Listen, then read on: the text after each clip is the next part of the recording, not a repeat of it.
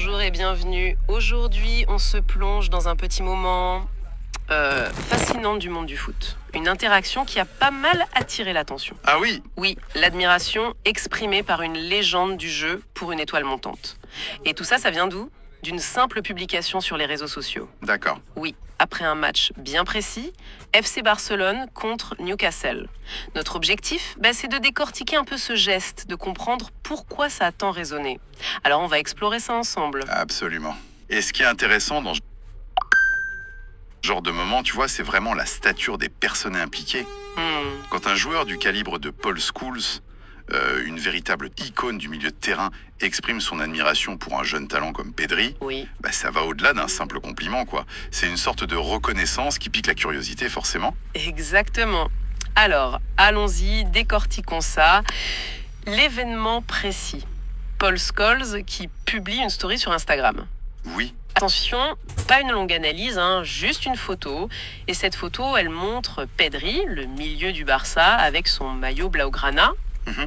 floqué du numéro 8. Ce n'est pas anodin, le numéro 8 à Barcelone. ah non, c'est clair. Et la légende qui accompagne la photo, elle est hyper directe. My new favorite footballer. Arc. Ah oui, simple et efficace. Voilà. Mon nouveau footballeur préféré, arc simple, net et public. Et le contexte temporel, aussi important, c'est publié juste après ce match Barça-Newcastle. Ce qui est fascinant ici, c'est il y a plusieurs niveaux d'analyse, en fait. Oui, Premièrement, le canal. Une story Instagram, c'est éphémère, on le sait, mais c'est Mhm. très visible, très direct. très spontané peut-être. Voilà, exactement. Deuxièmement, l'émetteur, Paul Scholes. On parle quand même d'un des milieux de terrain les plus respectés de sa génération, hein. Un pilier de Manchester United. Une légende. Une légende, réputée pour sa vision du jeu, sa technique, la qualité de ses passes. Son avis, surtout quand ça concerne un milieu de terrain, ça a un poids considérable. Bien sûr. Et troisièmement, le sujet, Pedri. Un jeune joueur du Barça exceptionnellement talentueux. On loue souvent son intelligence de jeu, son contrôle du ballon, Mhm. et qui porte ce fameux numéro 8, historiquement important au Barça, porté par une autre légende, Iniesta notamment. C'est ça. Et le timing, comme tu disais, juste après un match, ça suggère une impression forte, récente, même si la source ne détaille pas la performance de Pedri pendant ce match précis. Oui, mais c'est là que ça devient vraiment intéressant. Est-ce que c'est juste un coup de cœur passager ou est-ce qu'il y a plus à lire entre les lignes? On pourrait y voir une forme de passage de témoin symbolique, peut-être. Symbolique, oui. Ou au moins une marque de très grand respect entre des générations de footballeurs qui excellent à un poste similaire. C'est un peu comme si un grand maître artisan reconnaissait publiquement le talent exceptionnel d'un jeune apprenti, quoi. C'est une belle image, ça. Et si on regardait ça avec un peu plus de recul, on observe souvent ce type de reconnaissance entre des joueurs qui partagent une certaine philosophie de jeu. Ah oui. Oui. Scholes voit peut-être en Pedri des qualités qu'il admirait ou qu'il incarnait lui-même. L'intelligence tactique, la maîtrise technique, la capacité à dicter le tempo. Des choses qu'on lui reconnaissait à Scholes. Exactement.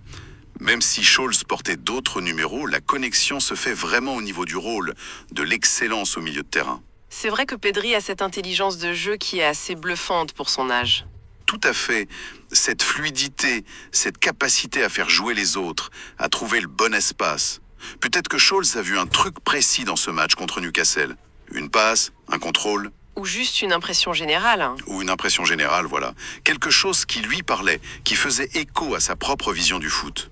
Le numéro 8 d'Iniesta, ça ajoute une couche symbolique, c'est sûr. Et le fait que ce soit via les réseaux sociaux, une story, ça dit quelque chose aussi, non? Sur l'époque. Ah oui, cette déclaration publique via Instagram, ça illustre parfaitement comment la reconnaissance du talent et l'influence s'expriment dans le foot moderne. C'est instantané. Un simple message peut avoir un écho mondial, instantané. C'est assez fou. Et ça vient de Scholes, qui était plutôt réservé médiatiquement pendant sa carrière. C'est vrai, il n'était pas du genre à chercher la lumière. Pas du tout. Donc le voir utiliser un outil aussi direct, aussi personnel, pour exprimer un coup de cœur, ça renforce l'idée d'authenticité, je trouve. Oui, ça fait plus sincère peut-être. Alors, au final, qu'est-ce que tout cela signifie? Essentiellement, qu'un geste simple, une story Instagram venant d'une figure aussi respectée que Scholes, Oui, ça peut vraiment amplifier la reconnaissance du talent de Pedri. Et ça crée un moment notable pour tous les passionnés de foot. Un moment qui souligne cette connexion entre différentes aires du jeu. Une connexion entre générations. Exactement. Ça montre que le respect et l'admiration transcendent les époques. Est-ce que ce genre de validation publique par une icône du passé, ça a vraiment un impact sur la trajectoire d'un jeune joueur aujourd'hui? Ah, c'est une question super intéressante ça. Est-ce que ces éloges numériques, ça pèse autant, voire plus que d'autres formes de reconnaissance, disons plus traditionnelles, comme les critiques positives dans la presse spécialisée par exemple? Je pense que l'impact est différent, mais il peut être très puissant, surtout pour le joueur lui-même, et aussi pour une certaine communauté de connaisseurs. L'analyse tactique, elle décortique, elle explique. Le compliment d'un Scholes, c'est plus instinctif. Ça vient du métier, comme on dit. Oui, ça vient de quelqu'un qui sait. Voilà. D'un des plus grands. Ça touche peut-être plus à l'émotionnel, à la reconnaissance entre pairs. Et dans le foot, l'estime des légendes, ça garde un poids symbolique très fort. Donc ça lui donne une sorte de label qualité approuvé par les maîtres. C'est un peu ça, oui. Ça renforce l'image de Pedri. Pas juste comme un jeune prometteur, mais comme un joueur dont la qualité est reconnue par ceux qui savent vraiment de quoi il parle. Ça doit être incroyablement motivant pour Pedri, j'imagine. Recevoir ça d'une idole potentielle. Ah oui, ça doit donner une confiance énorme. Imaginez qu'une référence absolue à ton poste te désigne comme son préféré. Waouh! Oui, on peut imaginer l'effet psychologique. Mais à l'inverse, est-ce que ça ne met pas aussi une pression supplémentaire sur ses épaules? Il est encore jeune. C'est le revers possible de la médaille, effectivement. Devenir publiquement le chouchou d'une légende comme Scholes, ça crée des attentes énormes, non? Bien sûr. Cette reconnaissance publique, elle est amplifiée par la viralité des réseaux sociaux. Chaque performance va être scrutée, comparée à cet adoubement. Gérer cette nouvelle notoriété, ces attentes, ça fait partie des défis du très haut niveau pour un jeune joueur.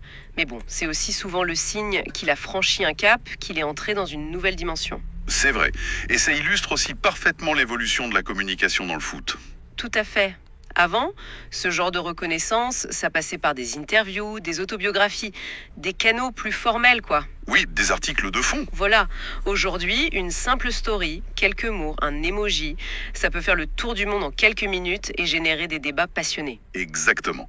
Et ça montre comment les légendes comme Scholes utilisent ces nouveaux outils pour rester connectés au jeu actuel, pour partager leurs impressions de manière beaucoup plus directe, plus décontractée. Il n'y a plus besoin d'attendre qu'un journaliste pose la question. C'est ça.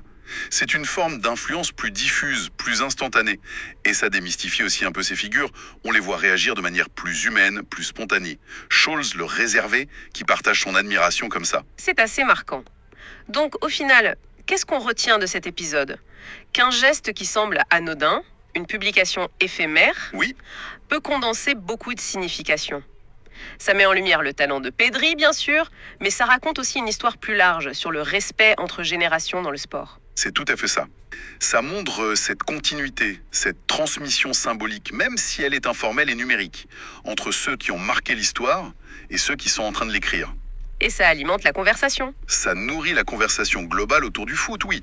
Ce sont ces petits moments qui font le sel des discussions entre passionnés, qui relient le passé et le présent. C'est un instantané de la culture foot moderne, en quelque sorte. On voit donc que derrière cette simple story Instagram, il y a des enjeux de reconnaissance, d'influence, de psychologie du sportif et même d'évolution des médias. C'est bien plus riche qu'on pourrait le croire au premier abord. Tout à fait. Et ça nous amène peut-être à une réflexion un peu plus large pour conclure. Oui. Au fond, quelle trace laisse vraiment ce type d'éloge numérique? Même s'il vient d'une source prestigieuse comme Scholes, est-ce que c'est une validation puissante qui aide à forger la confiance et la carrière d'un jeune joueur? Ou alors? Ou est-ce que ça devient une forme de pression supplémentaire? Un standard très élevé, difficile à maintenir, surtout quand l'admiration vient d'une icône aussi respectée? C'est une vraie question. Et comment ces jeunes talents naviguent-ils justement entre ces validations numériques quasi instantanées et les attentes plus traditionnelles du haut niveau? Une question ouverte, effectivement. Ça nous rappelle que le parcours d'un footballeur aujourd'hui, il se joue aussi en dehors des terrains, dans cet écosystème médiatique qui est devenu très complexe. Voilà, qui laisse matière à penser sur l'impact réel de ces interactions à l'ère numérique. C'est là-dessus qu'on va conclure notre exploration autour de cette interaction marquante entre Paul Scholes et Pedri. Un bel exemple quand même de la façon dont l'admiration peut traverser les époques et les plateformes dans le monde du sport. Merci de nous avoir écoutés et rendez-vous bientôt pour une prochaine analyse.